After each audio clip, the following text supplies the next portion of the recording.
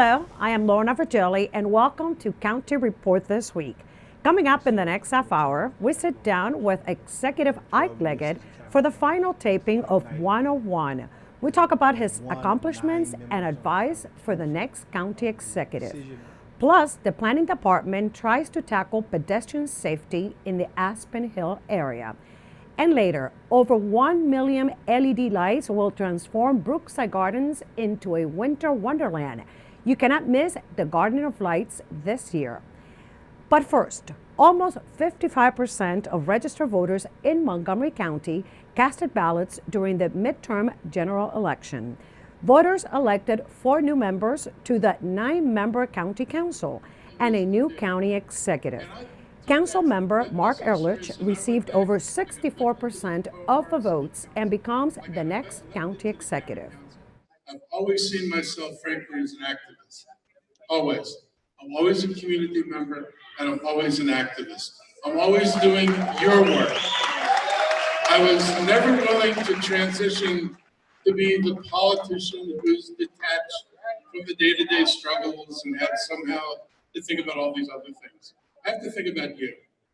And I have tried to spend my time on the county council thinking about you, working for you, being your representative, and thinking about this as what would an activist do if they were trying to lead this county forward.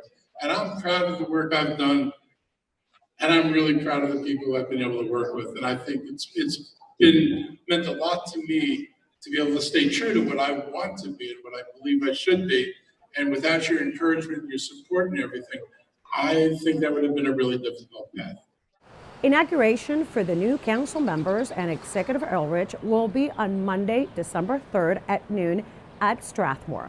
For more information on election results, visit 777vote.org. This week, we sat down with County Executive Ike Leggett for the taping of the final 101 episode. We talked about his legacy, challenges, and accomplishments during his 12-year administration, lessons learned, what's next for him, and he shared some advice for the incoming county executive. But there's a difference between being a council member. I served for 4 terms as an at-large council member and 12 years as a county executive. That's like night and day. As one of 9 members on the county council, the decision-making process is far different than being the county executive. And so you have to make that first step. You have to make the first list of recommendations, and then the council responds to that. You have to make it first, and you have to balance that budget and make some very tough decisions. And so you have to make that transition between what it's like being a council member, one of 9, as opposed to being the county executive. You can watch the entire episode of 101 with retiring County Executive Ike Leggett on County Cable Montgomery and on the county's YouTube channel. Good news for some residents in Clarksburg as work is moving forward on a new project that will bring improvements to this up-county community. Susan Kennedy has the story.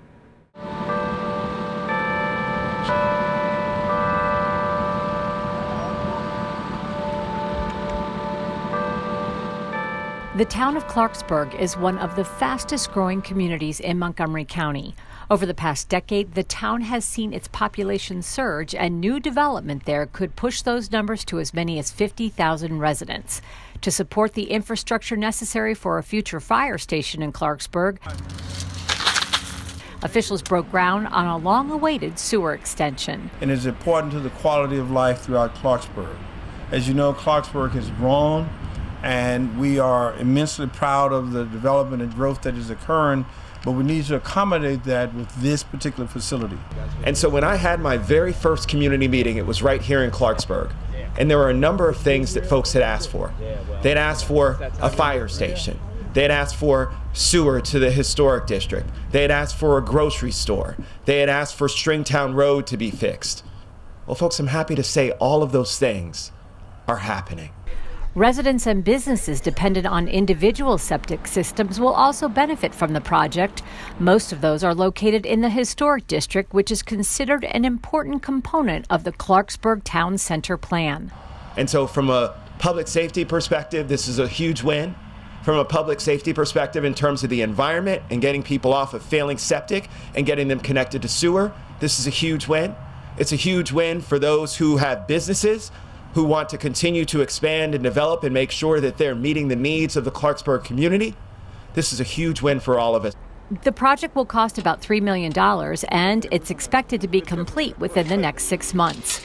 In Clarksburg, I'm Susan Kennedy for County Report This Week. Here's a modern approach to stormwater management. Fourth graders from Olney Elementary School have planted 3 new rain gardens at the school as part of the continuing partnership between the county's Department of Environmental Protection and the school system. County Executive Ike Leggett and other state officials attended an event to position the final plans to complete the rain gardens. The water leaves here that is polluted, it will have a negative impact on our ecosystem. It will negatively impact it in terms of the aquatic life, the plants, and all of those things that we rely upon to ensure that we have a balanced ecosystem. And so what we have to do is to try to stop as much of that pollution at the source as we possibly can. It helps us in terms of the Chesapeake Bay, but it also maintains the quality of water that is here, protects the water that is here, that can protect all the trees and the shrubbery that we see around us. DEP has been collaborating with MCPS since 2012 to identify school properties to install these environmental sites. Overall, 10 schools have created 33 stormwater management projects, helping drain water into Rock Creek and the Potomac River by eliminating pollutants and to help the ecosystem.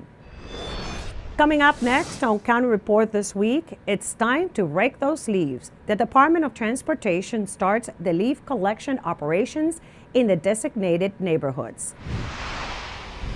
And a county holiday tradition is ready to open its gates. We're talking about the Garden of Lights at Brookside Gardens. Stay with us, we'll be right back.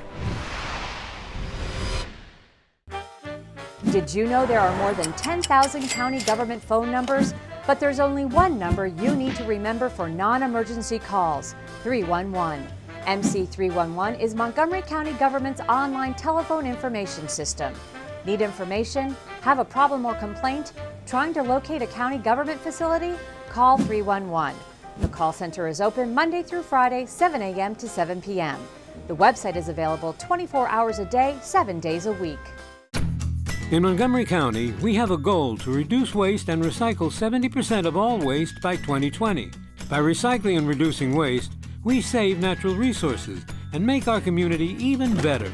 So recycle at home, work, school, everywhere, and keep recycling going. For more information, call the Montgomery County, Maryland Division of Solid Waste Services at 311 or visit montgomerycountymd.gov/recycling. Keep it going. Recycle more now. Welcome back to County Report This Week. I'm Lorna Virgili. County Executive Ike Leggett joined with Montgomery Parks and the Coalition for the Capitol Crescent Trail to dedicate Neil Potter Plaza at the Capitol Crescent Trail. Potter Plaza is a new rest stop with sitting walls, bike racks, and a kiosk just north of where the trail crosses River Road. And when you see that public officials and oftentimes our public discourse is not in the right direction, we should think about people like Neil, a person who was a true gentleman, a person who loved this community, not bitterness, but trying to rise to the level of keeping us all on the same accord. I had an opportunity to serve with Neil. More importantly, I had an opportunity to learn from Neil. Neil Potter served as an elected council member and county executive for 28 years, from 1970 to 1998. Fall has definitely arrived, and that means it's time to rake your leaves. It also means it's time for the annual leaf collection. It starts on November 12th. The Department of Transportation will schedule 2 pickups in neighborhoods within the collection district. Posted signs will indicate pickup dates to give you ample time to rake your leaves to the edge of the road. Here's a tip. do not rake your leaves into the street. For more info, go to the county's website or call 311. It's almost time for the Montgomery County Thanksgiving Parade. We want to see everyone there on Saturday, November 17th from 10 a.m. until noon. As usual, the parade will take place in downtown Silver Spring. Joining us to talk about what we can expect this year is Susan Hoffman for Montgomery County Recreation Department. Susan, what's new for this year? Exciting, huh? Yes, well, we have some very exciting things. We will be opening the parade with a performance by the Maryland Youth Ballet, and they'll be doing a scene from the Nutcracker Suite, which is so traditionally Christmas and holiday, and so we're excited about that. And we also have another performance by the Princess Moon Dance Company, and they'll be doing a very special performance. Last year's, they just blew the tops off of everything, so it was great.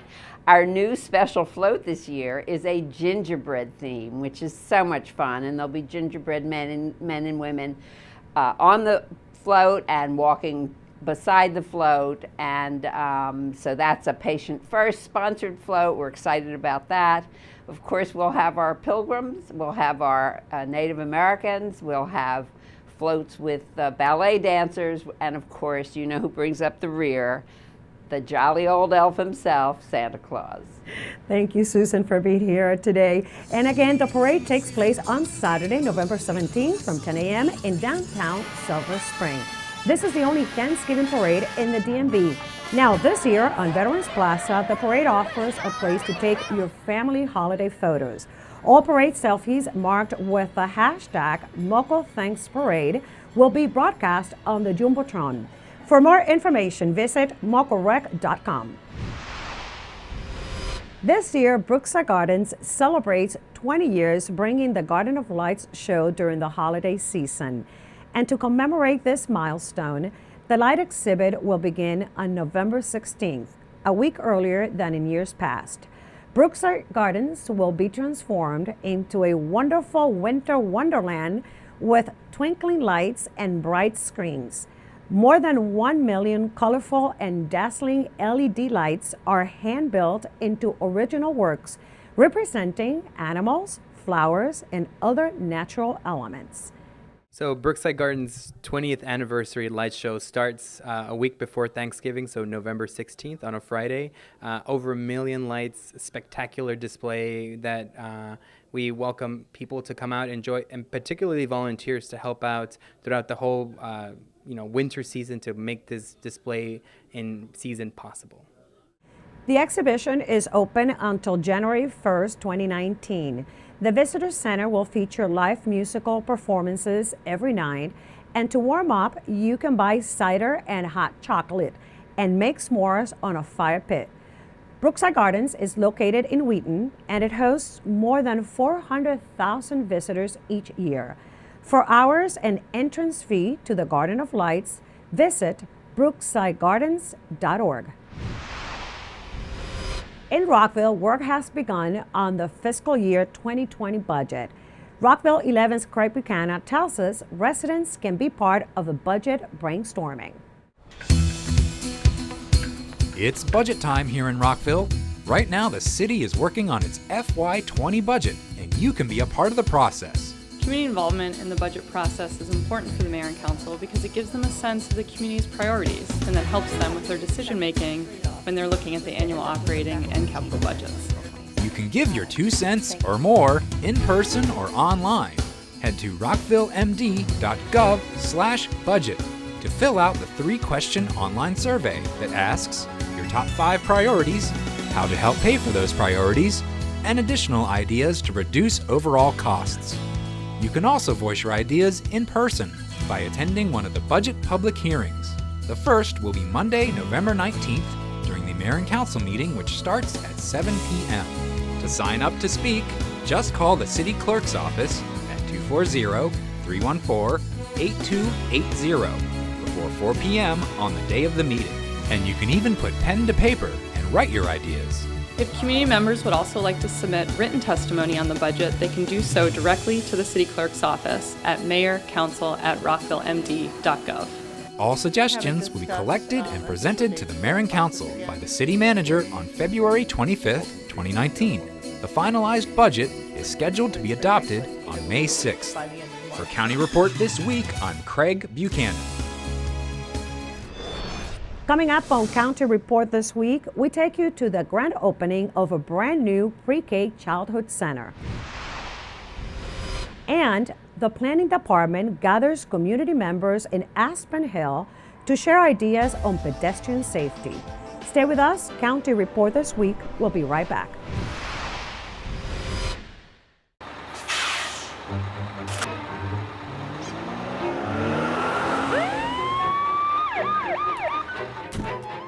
Hey, mister, down here. You illegally passed the stop school bus. I'm placing you in timeout, and this timeout means big fines, plus you really could have hurt somebody. That's why school buses are being equipped with video cameras to help kids like me stay safe, so respect the bus. Welcome back to County Report This Week. I'm Lorna Virgili. McDonald Knowles Early Childhood Center had its grand opening recently. MCPS TV brings us the story.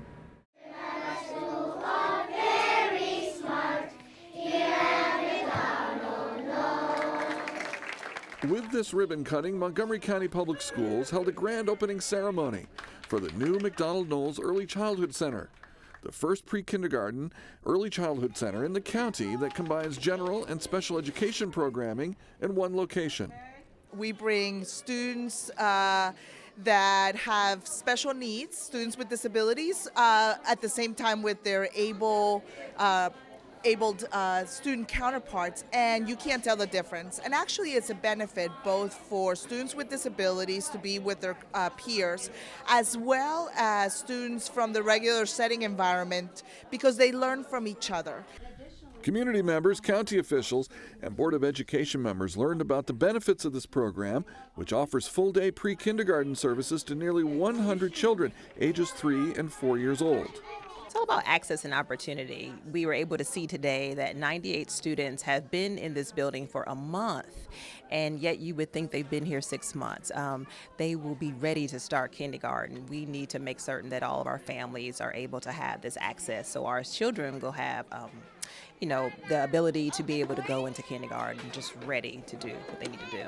MCPS Superintendent Jack Smith spoke about the impact of these programs in closing the achievement gap and ensuring that these students are ready for kindergarten and first grade. We've got to do this more and better and broader every day, all the time, until we reach, I hope very soon, every young child in this county. We're very appreciative of all the financial support, all of the people support and resources that have been dedicated to early childhood programs, and we really hope that it continues. You can get more information on the McDonald Knowles Early Childhood Center at mcpsmd.org. Search McDonald Knowles. Have you heard a new grocery store opened recently on Rockville Pike? Yeah, we're in Rockville, Maryland, opening up our first store in Rockville, our fifth Aldi store in Montgomery County, and ultimately just celebrating another store that we've been able to open up in the new Montgomery County market. With any Aldi grocery store that we're able to open up in a market, we're able to offer low price, high quality groceries and really beat all of the competition in regards to that. And ultimately, I think every market that we're able to go into, that's one of the most important things to our customers. And we're really excited to offer that to the community here. Recently, the Aspen Hill Vision Zero study team met with community members to do an audit of how safe the planned area is to drive, walk, or bike. The plan is one example of the planning department's commitment to the county's Vision Zero initiative, which seeks to eliminate traffic fatalities and severe injuries by 2030. Here is the story. Today we're with the Aspen Hill community. We're going to be walking in an audit to make sure or to see what improvements need to be made to ensure that there is safety for people who are walking, who are biking, who are riding their cars. We want to make sure that there are less accidents happening in Aspen Hill to achieve Vision Zero, which is our goal. So Vision Zero is one of the main focuses of the plan. Vision Zero says that traffic deaths are unacceptable and they're also preventable. So we can make a choice to prevent traffic-related deaths and severe injuries. So the way that we're incorporating it into the study is evaluating all the roads from a perspective of, is this currently safe for people walking, biking, and driving and taking transit?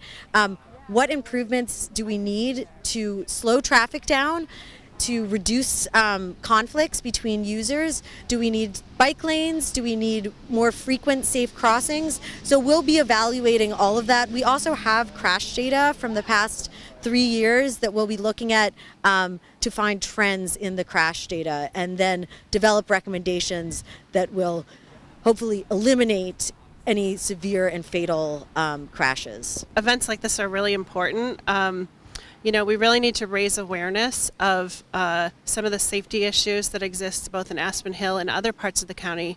There are pedestrians that need to cross the street and they need to get places safely, but we still need to move cars through the area. So events like this help us to sort out some of those issues and to give input as community to some of the planning documents and efforts that are happening across the county. The people who live in the area know their neighborhood the best. So getting their eyes on the roads in their neighborhood to give us feedback about what's safe, what needs to be improved, what they see, what are the problems, is very helpful. Coming up next on County Report this week, let's check out how the Montgomery College volleyball team did during this season. And there are hundreds of activities to stay active during the winter months. The Recreation Department just published its winter guide and registration is open. Stay with us, we'll be right back. Interested in career success? Get to Montgomery College and we'll get you going. You can earn an associate's degree in only 2 years. With 3 campuses, award-winning faculty, and multiple online learning opportunities, Montgomery College will empower you to set your course and succeed. Want to pursue a bachelor's degree? If you start at MC, you can save 1/3 on total tuition costs of a 4-year program. Apply today.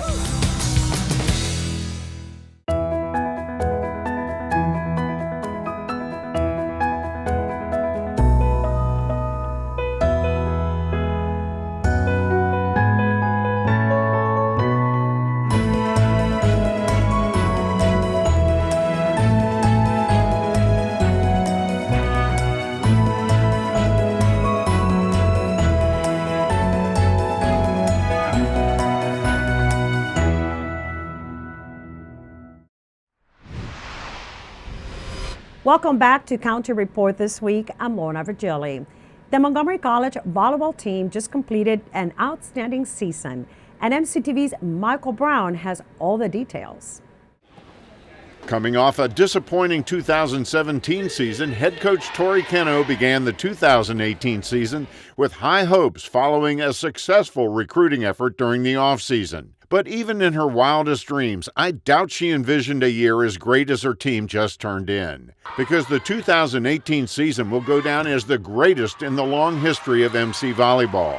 Not only did they improve over last season, but the team went undefeated during the regular season, running off 26 straight wins, the first undefeated regular season in program history. And incredibly, they dropped just 3 sets all season long. And for the first time in MC volleyball history, they also won the Maryland JUCO Championship. Entering the regional tournament as the top seed, MC took care of business in the quarterfinals, sweeping Garrett, and then advanced to the finals when they beat Hagerstown in the semis in straight sets. However, in the finals, they fell to second-seeded Northern Virginia, so they will not advance to the national championships. But the tough loss does not diminish what they accomplished this season. In addition to all the team accomplishments, 3 Raptors were named to the all-tournament team.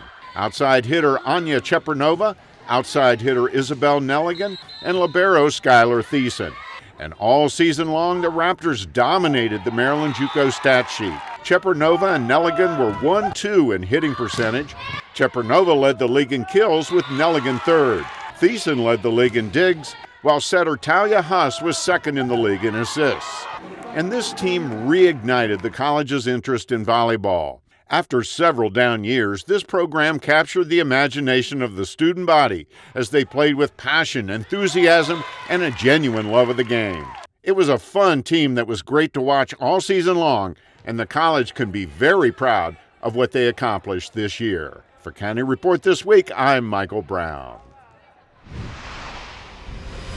A new resident named Octoclock has settled into the clock tower that stands in the heart of Old Town Tacoma Park. It is a yarn installation weighing almost 300 pounds, created by fiber artist Stacy Cantrell. Tacoma Park City TV was there for the unveiling. I make giant sculptures and I do yarn bombs and public artwork, and I've always kind of wanted to make a giant octopus, but you don't really have the opportunity. And so when I saw the notice that for one of the locations for the yarn bomb was the clock tower, I thought it was like the perfect opportunity to do a giant octopus. The inside of this is stuffed with 100% recycled plastics. It's from various sources, but it's all recycled plastic, and it'll help also endure the weather than just like typical stuffing. This is 100% acrylic yarn, and it's pretty much indestructible.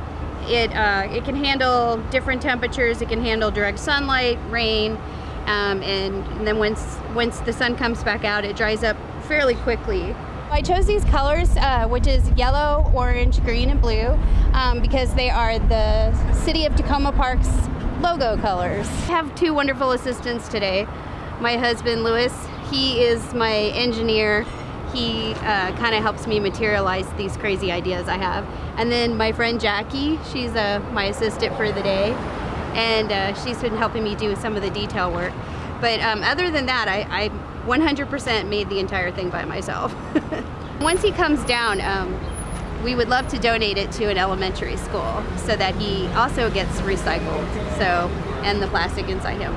So hopefully a local elementary school or something will want to keep him forever. Everyone in the town seems to like it. I've gotten a lot of positive feedback, and a lot of people have been coming out to watch me install it and take pictures, and I hear it's already making its way around the internet. So yeah, I think that it's going to bring a lot of fun and discussion to the downtown area. As the weather gets colder, sometimes it can be a challenge to stay active. Well, we have no more excuses thanks to the county's Department of Recreation. It offers hundreds of activities to keep us moving during the winter months. You can find out about all these classes in the Winter Recreation Guide.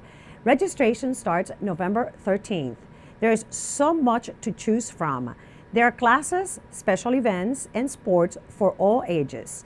To get started, you must sign in or set up a new custom account at activemontgomery.org.